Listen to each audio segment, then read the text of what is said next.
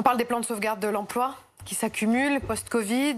Nicolas Dose, fil d'art est repris par ses dirigeants au prix d'une forte réduction d'effectifs. L'offre de l'actuelle direction du spécialiste du fil à tricoter a été jugée la meilleure par le tribunal de commerce de Lille hier. Alors c'est marrant parce que ça nous fait tout de suite penser à l'entreprise dont on parlait hier matin dans Première Édition, l'équipementier automobile Inteva à Saint-Dié-des-Vosges et qui fait polémique aussi, l'histoire d'un patron qui reprend sa boîte. C'est ça, les patrons qui reprennent leur boîte au tribunal de commerce. Et ben, cette histoire de fil d'art est très différente parce que l'offre a été approuvée par les représentants du personnel. C'est pas du tout le cas d'Inteva.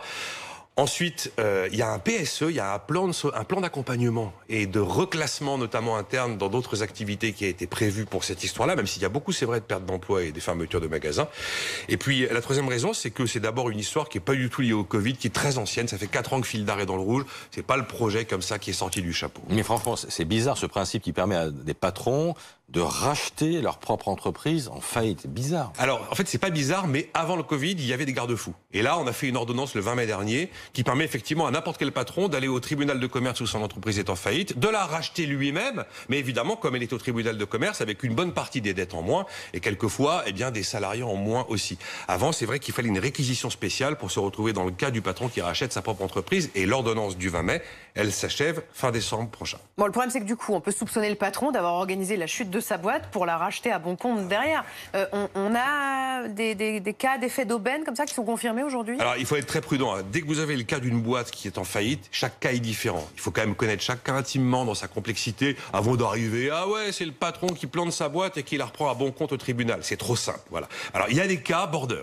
Vous avez le cas, par exemple, de Inteva. On en parlait hier, c'est vrai. Ils ont 3 usines, ils vont au tribunal de commerce, ils reprennent la boîte eux-mêmes, ils en gardent que 2 sur 3. Et là, les syndicats disent non, mais ça va pas. Ils avaient déjà prévu de délocaliser en Roumanie. Ça peut donner l'impression que. Après, vous avez un autre cas, Orchestra Prémaman. C'est du côté de Montpellier, ce sont des vêtements pour enfants. Là, on a vu en juin, le fondateur, il rachète la boîte avec 620 millions d'euros de dettes en moins. Et ben là, les syndicats sont devant la cour d'appel de Montpellier, considérant que le dossier de reprise est illégal.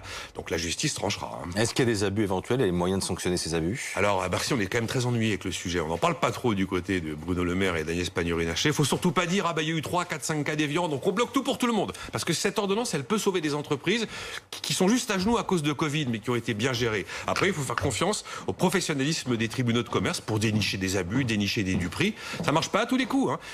Les patrons de Camailleux, c'est pas eux qui ont emporté Camailleux au tribunal de commerce de Lille, mais c'est une entreprise bordelaise. Orchestra, Camailleux, fil d'art.